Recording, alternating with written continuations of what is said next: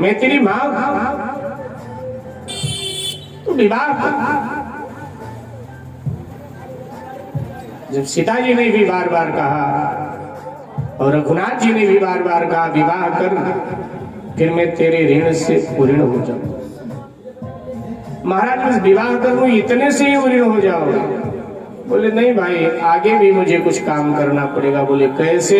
बोले पहले हनुमान विवाह करे, लंकेश हरे इनकी जब नारी, ले मुदरी रघुनाथ चले, निज पौरुष लागी अगम्य जेबारी, आई कहे सुधि सोच हरे, तन से मन से बन जाए उपकारी, तब रघुनाथ चुकाय सके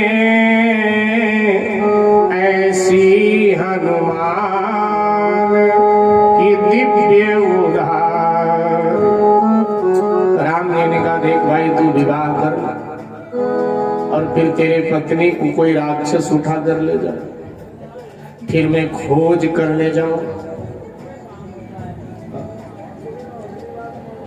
और खोज करके आऊं, तुझे सूचना दूं, फिर युद्ध करके तेरी पत्नी तुझे दिलाए और ये सब हो तो मैं तेरे ऋण से। हनुमान जी ने दौड़कर श्री सीताराम जी के चरण पकड़ लिया, एक हाथ से मैया का चरण, एक हाथ से भगवान का चरण पकड़ा और कहा अच्छे माता पिता हो जो अपने संतान को संकट में डाल रहे हो महाराज, हम विवाह नहीं करेंगे, क्योंकि महाराज ग्रह कारज नाना जंजाला, ग्रह कारज नाना जंजाला, ग्रह कारज नाना जंजाला, ग्रह कारज नाना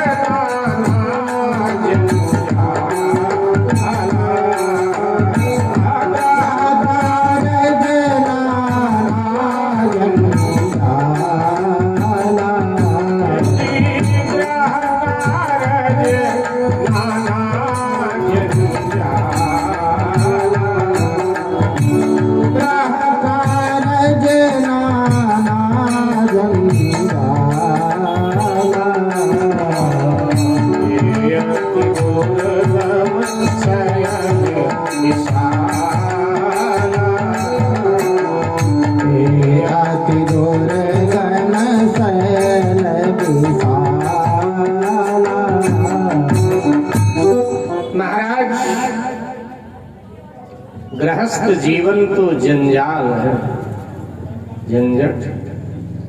वो झंझट है कैसा?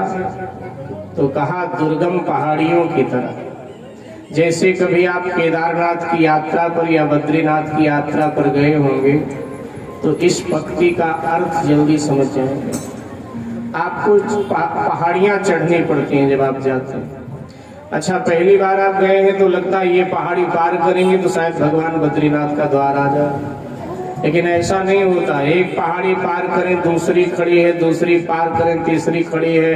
होता क्या है कि पहाड़ियों को पार करते करते भगवान बद्रीनाथ का द्वार आ जाता है, उनका दर्शन भी आपको हो जाता है।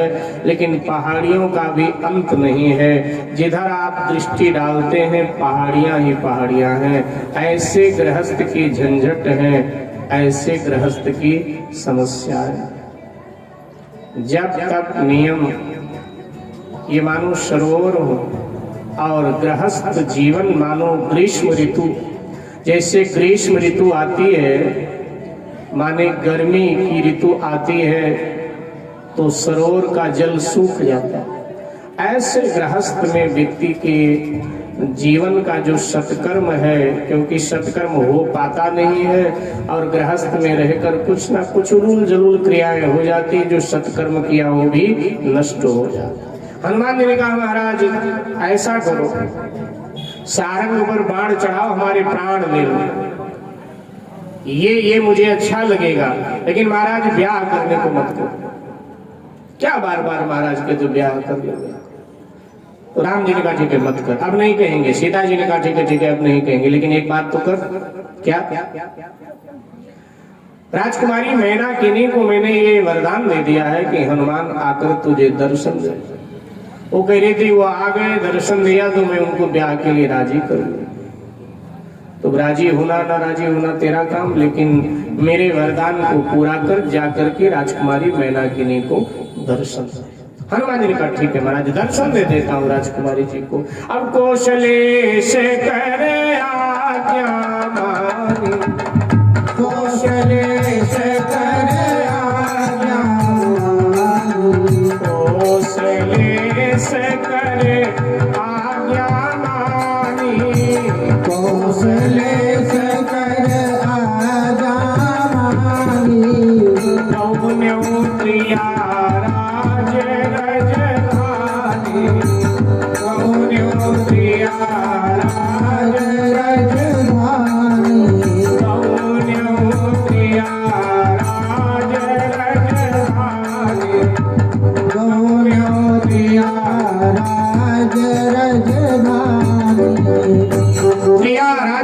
राजकुमारी मैनाकिनी के राजमहल के प्रांगण में जहां वो यज्ञ कर रही थी, हनुमान जी महाराज पधार गए। बोलो श्री हनुमान जी महाराज की जय। और हनुमान जी ने राजकुमारी मैनाकिनी से प्रश्न किया कि कहो किस लिए यज्ञ करती हो भात, कहो किस लिए यज्ञ करती हो भारी, बताओ जरा कुछ करो नायबारी, बताओ जरा कुछ करो नायबारी।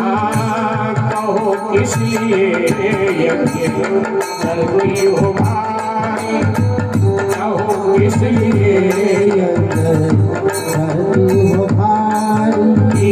वो बोली पतिया वो चाहती हूँ, वो बोली पतिया वो चाहती हूँ, नहीं पूर्ण होगी ये मनसा तुम्हारी, नहीं पूर्ण होगी ये मनसा तुम्हारी। कहो किसी करती हो भारी, कहो किसी करती हो भारी, कहो किसी करती हो भारी। राजकुमारी जी 12 वर्षों से ये कठोर साधना यज्ञ आदि क्यों कर रही हो, क्या अभिप्राय है? राजकुमारी ने कहा कि मैं आपको पति के रूप में पाना चाहता। हनुमान जी ने कहा असंभव, ये आपकी कामना कभी पूर्ण हो ही नहीं सकती है। हिमालय रसातल में धस जाए, सूर्यलोक में अंधेरा छा जाए, पृथ्वी के सभी जीव आकाश में पहुंच जाएं और आकाश के नक्षत्र मंडल पृथ्वी पर आ जाए, ये अनहोनी भले ही कभी होनी में बदल जाए, लेकिन मैं कभी भी विवाह नहीं करूंगा। हाँ, इसका विकल्प है मेरे पास। राजकुमारी मैनाकिनी ने कहा कि तो मैं अग्नि कुंड में ही कूदकर अपने प्राणों का त्याग कर दूं। हनुमान जी ने कहा उससे भी कोई लाभ नहीं मिलेगा। मानव जीवन बड़े मुश्किल से मिलता है। मानव जीवन भगवान के कृपा का प्रसाद है। तो आत्महत्या करके भी प्रेत योनि में भटकोगे, कोई लाभ नहीं। जहां जन्म लूंगी अगले जन्म में फिर साधना करूंगी, आप पिता के रूप में मिले। हनुमान जी ने कहा कभी संभव नहीं, कभी संभव ही नहीं है। इसलिए देवी मेरी बात मानो, कोई और वर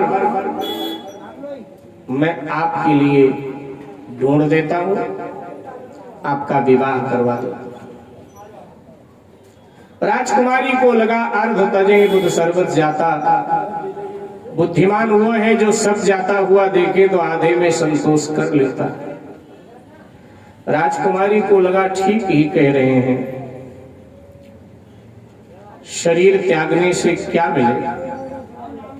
राजकुमारी जी ने कहा महाराज फिर जैसा मैं चाहूं वैसा वर मुझे आप ढूंढ देंगे, ऐसे वर से मुझे मिला देंगे।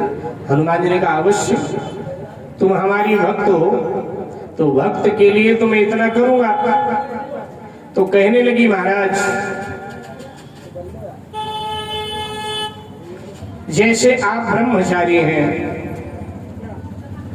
ऐसे ब्रह्मचारी हो जिससे मैं विवाह करूं। अब तक जो ब्रह्मचारी रहा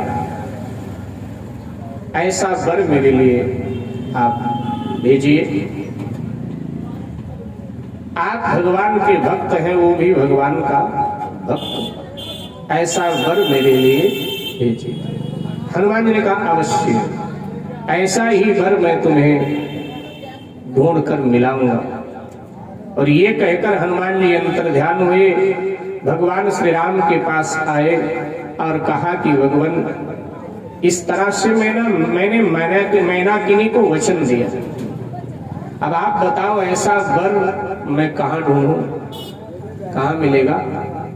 भगवान श्री राम ने कहा कि देखो दक्षिण भारत की यात्रा करो, रामेश्वरम में जाकर के निवास करो और फिर